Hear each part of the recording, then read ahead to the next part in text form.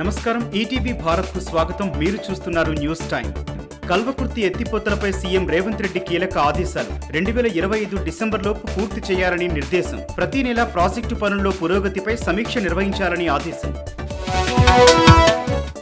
Cricketer Mohammed Siraj కు ప్రభుత్వం నజరానా. ప్రభుత్వ ఉద్యోగం, ఇంటి స్థలం ఇవ్వాలని సీఎం రేవంత్ నిర్ణయం. హైదరాబాద్ పరిసరాల్లో స్థలం గుర్తించాలని ఆదేశం. పార్టీ ఫిరాయింపులను ప్రారంభించిందే కాంగ్రెస్. రాహుల్ సమాధానం చెప్పాలన్న కేటీఆర్. ఆయారం గయారం సంస్కృతికి శ్రీకారం చుట్టింది ఆ పార్టీయే అని విమర్శ.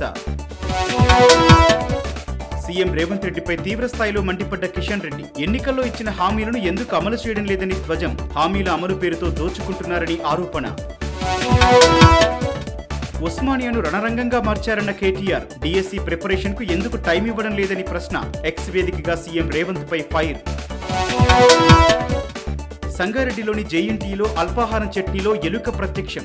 విచారణకు ఆదేశించిన మంత్రి దామోదర్.